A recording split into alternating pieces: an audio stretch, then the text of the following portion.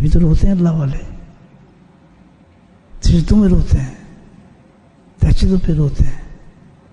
وہ رونا نہیں ہے، وہ اظہار شکر ہے اللہ تعالیٰ کا. کوئی چیز بھی اللہ تعالیٰ نے شکر کے لیے نہیں پیدا کی جو اظہار کر سکے. کیا ایک عجیب چیز پیدا کر دی شکر کے لیے. جب انسان شکر کرنا چاہتا ہے تو اللہ محالہ ایک آنسو بنتے ہیں، پانی بنتے ہیں انسان کے جسم میں. وہ اتنا کھولتا ہے کہ اس کو نکلنے کی جگہ نہیں ملتی. عجیب تشریف دار ہوں آپ کو. اس پانی کو نکلنے کی جگہ نہیں بنتی کیونکہ وہ شکر سے کھول جاتے ہیں انسان کے جسم کے اندر. تو کہیں جگہ نہیں ملتی سوائے آنکھوں سے ٹکنا شروع ہو جاتے ہیں وہاں سے. جب انسان واقعی اللہ کا شکر کرتا ہے تو آنکھیں گواہی دیتی ہیں اس کی. تبھی تو پتہ ہے حدیث کے مفہوم ایسے ہی ہے کہ جس کی آنکھیں نم بھی ہو جائیں ذرا سی بھی اللہ کی یاد میں یا اللہ کی اسی عبادت میں، تو اللہ سبحانہ تعالیٰ اس آنکھوں کی نمی کی وجہ سے بھی آنسو نکلے نہیں ہیں، اس کو دوزخ کیا حرام فرما دیتے ہیں. کھانے کا مزہ تو ایک دم آتا ہے، مرچی زیادہ ہوئے تو مزہ فوراً آتا ہے آنکھ کے اندر. کوئی دنیا کی اور چیز اچھی کھا رہے ہیں تو فوراً مزہ اترتا ہے، لیکن دین کا مزہ اس پہ اترتا ہے جس کا دل اچھا ہوتا ہے، جس کا باطن اچھا ہوتا ہے، جس نے اپنی اصلاح کی ہوتی ہے، وقت ضائع نہیں کرتا زندگی کا. بھائی اصلاح کرتا ہے کیوں آدمی؟ اصلاح کرتا ہے اس لیے ہے کہ اس کو زندگی کے جینے کا مزہ آئے، اس کو لطف آئے. 4 دن کی زندگی میں جو عبادات کے لیے اللہ نے حکم دیا ہے اس عبادت کرنے کے مزے لوٹے ہو. سبحان جنتی جنت میں جا کے بھی اس کے مزے یاد کریں گے کہ یار کیسی نماز پڑھتے تھے، کیا ذکر کرتے تھے. وہاں ختم ہو جائے گا یہ مزہ، یاد رکھیں وہ دوسرا مزہ چل پڑے گا. یہ ایسا دنیا کا مزہ ہوگا کیونکہ جنت تو جنت ہے، یہاں تو رکاوٹیں بڑی ہیں. ایک سجدے میں بڑی رکاوٹ ہے، سجدہ کرنا محال ہے، نماز پڑھنا بہت مشکل ہے. ہزاروں درجے کی رکاوٹ انسان کے سامنے آ جاتی ہے. ذکر کرنا بہت مشکل ہے، ذکر کی مجلس میں بیٹھنا بہت مشکل ہے. یہ تو کمال درجے کی اللہ کی رحمت ہے جو انسان کر لیتا ہے، یہ تو نہیں ہے. اسی لیے اصلاح کو اسلامیہ نے فرض عین کہا ہے. یہ مزے جو آتے ہیں سارے انسان کو کس وقت آتے ہیں؟ انسان کی اصلاح ہوتی ہے. تو یہ جو مجلس ہیں جو قائم کی گئی ہیں اللہ والوں کی طرف سے، تو یہ مجلس اس لیے ہیں کہ اصلاح ہو جائے ہماری. بات سمجھ آ گئی؟ میں اور آپ اس لیے بیٹھے ہیں اصلاح میں. اب یہ ایک نقطہ ایک اور ذہن میں آ رہا ہے. اب بات چھڑی تو نقطے آ رہے ہیں، بتاتے جاؤں گا. جی ہمیں اصلاح کی کیا ضرورت ہے جناب؟ کیا بات کر رہے ہیں مولانا صاحب؟ نماز ہم پڑھتے ہیں، داڑھی ہماری ماشاءاللہ پیٹ تک چلی گئی ہے، امامے ہمارے سفید ہیں ماشاءاللہ، ہماری ڈریس بالکل سنت والے ہیں، ہم تو زبردست ایک آدمی. ہمیں اصلاح کی کیا ضرورت ہے؟ تبلیغ جماعت میں ہم جاتے ہیں، فلاں ہیں، ہم تو عالم بھی ہیں، حافظ بھی ہیں، ہم نے تو مفتی بھی ہیں، اور ہم تو شیخ الحدیث بھی ہیں، ہم تو شیخ العظم بھی ہیں، ہم تو سب کچھ ہیں. پھر کیا بات کر رہے ہیں؟ کون سی اصلاح کی ضرورت ہمیں؟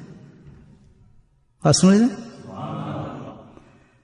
تو میرے بھائیو، اصل میں جس کے اندر یہ چیز ہے نا، اس کو تو اس آدمی سے بھی زیادہ اصلاح کی ضرورت ہے جو کہ بیچارہ اصلاح چاہتا ہے، میرے جیسا نالائق آدمی. یہ فیلنگ اس نے کرنے والے کو میں تو یہ ہوں، میں تو فلاں ہوں، میں تو فلاں ہوں، میں بزرگ ہوں، میں عالم، میں حافظ ہوں، میں قاری ہوں، وہ سوچتا ہے مجھے اصلاح کی کیا ضرورت ہے. اس کو تو اس سے زیادہ اصلاح کی ضرورت ہے جو بیچارہ میرے جیسا مسکین آدمی جس کو تو اصلاح کرانی ہی چاہیے. اس کے اندر تو ایک اس سے بڑی بیماری موجود ہے، بہت بڑی بیماری موجود ہے. اصلاح کہتے ہیں اللہ اور اللہ کے رسول کی تعلیمات کے مطابق انسان کی ظاہر اور باطن ہو جائے.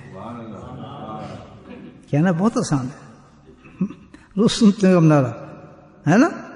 ہاں بنانا مشکل ہے اس کو. ظاہر اور باطن اللہ اور رسول کی تعلیمات کے مطابق ہو جائے، یعنی تابع شریعت ہو جائے، باطن بھی اور ظاہر بھی. اس کو کہتے ہیں اصلاح. ظاہر صحیح ہوتا ہے تو انسان ظاہری طور پر تمام ماشاءاللہ اس کے جتنے اجزاء ہیں وہ احکام شریعت کے پابند ہو جاتے ہیں. اس کے لباس ہو، شکل ہو، کھانا ہو، پینا ہو، چلنا ہو، everything which is coming from you apparently is follow the شریعت of نبی کریم صلی اللہ علیہ وسلم.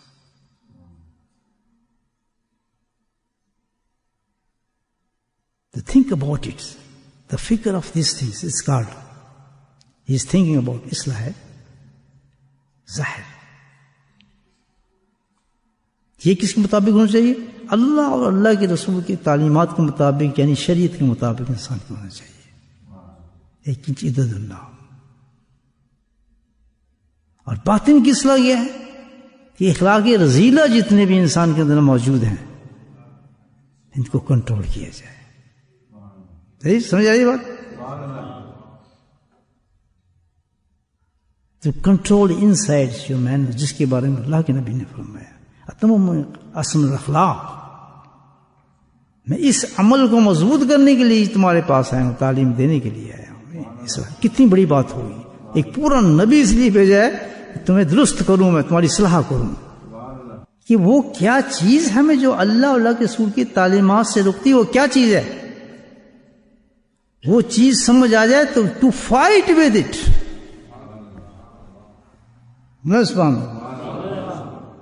اب اصلاح ہو رہی ہے.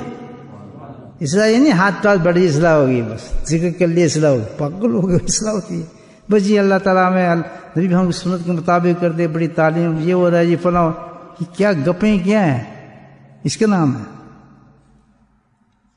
کہ جو چیز روک رہی ہے آپ کو آنے سے کہ داڑھی مت رکھ، نماز مت پڑھ، اور جس کے یقین کو کر دیا کہ نبی پاک کی سنت کے بغیر تیری نماز بھی قبول ہے، سب اس سے بڑا جاہل اور بیوقوف دنیا میں کوئی ہو سکتا ہے؟ جس کو قرآن کے مقام اپنے ایمان کو لا رہا ہے. قل انتم تحبون اللہ فاتبعونی یحببکم اللہ. قرآن اعلان کر رہا ہے کہ اللہ کے بارے میں سوچ مت جب تک کہ تو نبی پاک صلی اللہ علیہ وسلم کی سنت میں عمل نہیں کرے گا. وہ کہتا ہے نہیں، میں تو داڑھی کاٹوں گا، میں تو پردہ چھوڑوں گی، میں تو آرام کھاؤں گا. پکا یقین اس کو کھا رہا ہے، حرام بھی کھا رہا ہے، سود بھی کھا رہا ہے، جھوٹ بھی کھا رہا ہے، بدماشی بھی کر رہا ہے، سب کچھ کر رہا ہے، نماز بھی پڑھ رہا ہے. بولو سبحان اللہ. ہے ایسے نہیں ہے. اس سے بڑا بھی تو کوئی ہو سکتا ہے یار. پنچنگ باتیں ہوتی ہیں میں سنے یار. خام کی تعریف کر دینا بلا بازی کی چھوٹی سی بات، بڑا نمازی، بڑا ہے، شیخ الحدیث فلاں، یہ وہ. کس چیز کی بات ہے؟ کون سا قرآن، کون سی تلاوت کر رہے ہیں آپ؟ جو پڑھ رہے ہیں آپ جھٹلا رہے ہیں اس قرآن کو. فبیا ربکما تکذبان، کس کس نعمت کو جھٹلاؤ گے تم؟ بولو سبحان اللہ. میرے قرآن کو تم جھٹلا رہے ہو، میری نمازوں کو تم. فبیا ربکما تکذبان، ساری نعمتوں کو تم جھٹلا رہے ہو. نہیں کہتے قرآن. اور جھٹلانا کیا ہوتا ہے؟ علم کو جھٹلایا، حدیث کو جھٹلا رہے، قرآن کو جھٹلایا، کیونکہ ہر چیز اس کے اگینسٹ کر رہے ہیں جو ہم کر رہے ہیں. Every thing against of it. ہمارا اپنا ایک دین ہے جس میں نہ نبی ہے نہ اللہ ہے، کچھ نہیں. جو ہم چاہتے ہیں وہ ہمارا نفس جو چاہتا ہے وہ دین ہے ہمارا. نفس کہتا ہے داڑھی رکھو، وہ نفس نہیں رکھو، ہم تو بس چل رہے ہیں. یہ کرو جی، پردہ کرو، نہیں کرو، فلاں کرو، سود کھاؤ. کچھ پتہ نہیں ہے. اب نماز پہ آنا ہے، جماعت میں آنا ہے، کوئی ہمارے لیے کوئی لا ہی نہیں ہے، کوئی قانون ہی نہیں ہے. تو اس چیز کی ہمیں کون دعوت دے رہا ہے؟ Who is he? Find out the enemy. بات سمجھ آ رہی ہے آپ کو؟ اگر کوئی اصلاح کرنا چاہتا ہے تو دیکھیں میرا دشمن کون ہے یار، جس نے مجھے اس طرف لگایا ہوا ہے. ایک نیا دین دی ہوا ہے اس نے. میں حرام بھی کرتا ہوں، ذکر بھی کرتا ہوں، جھوٹ بھی بولتا ہوں، فراڈ بھی کرتا ہوں، ہزار میری ساری آمدنی بیکار ہے، سب کچھ فراڈ سے ہو رہا ہے. سارا کام قرضے لیتا ہوں، کھا جاتا ہوں، سب کچھ کر رہا ہوں. دنیا میرے میں غالب ہے، ہر چیز میں دنیا کے لیے کر رہا ہوں، دین کے لیے ہے ہی کچھ بھی نہیں، دین کو بھی دنیا میں استعمال کر رہا ہوں۔ حقیقت کون کرا رہے ہیں مجھ سے؟ بس میں آ رہی کیا کروں، بات ہوتی ہے ٹائم ختم ہو جاتا ہے۔ تو اب دیکھیں ہم نے یہ کہ دشمن کون سا ہے جو یہ کام ہم سے کرا رہا ہے، ٹھیک ہے نا؟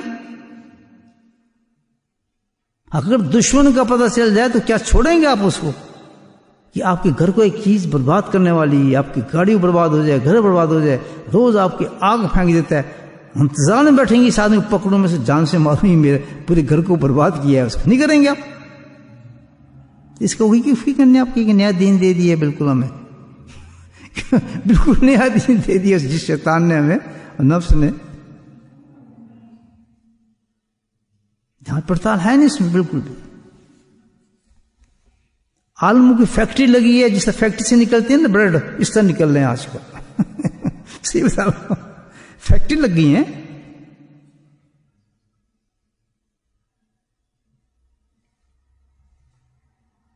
پچھلے سال تو یہ نہیں تھا میرے بھائیو، یہ کون سا دین لے آیا، کون لے کر آیا؟ بتاؤ کون ہے؟ غلام بتاتے ہیں کہ اندر ہی بیٹھا ہے دشمن ہمارا، ان النفس الامارہ بالسوء،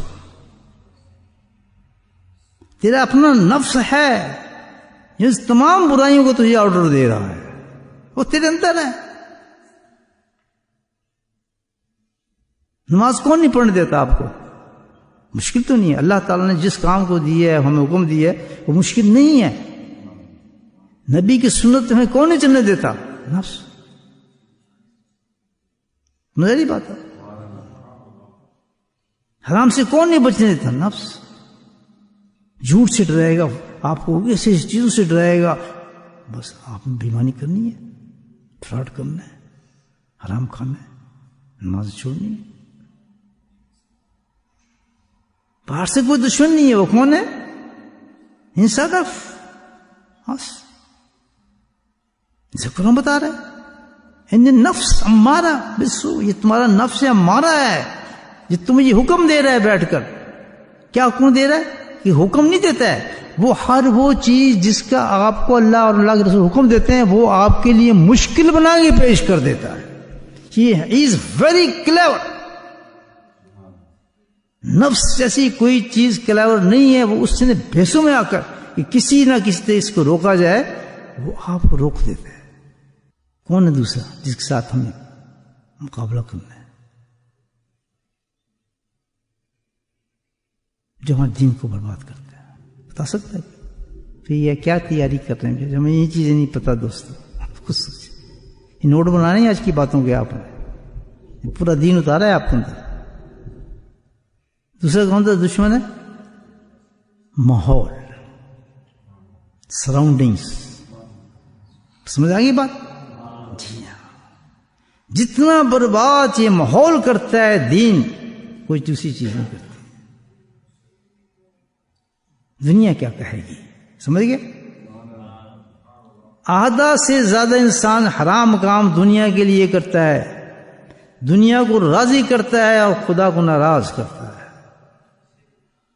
اس کو یہ فکر نہیں کہ اللہ ناراض ہوگا، نہیں، دنیا کیا کہے گی اگر میں نے یہ کام نہیں کیا، فلاں نہیں کہتا دنیا کیا کہے گی اگر میں یہ نہ کر سکوں۔ مولانا ماحول، سراؤنڈنگس، وہ کمپیل کرتے ہیں، مجبور کرتے ہیں آدمی کو گناہوں کی طرف لے جانے کے لیے۔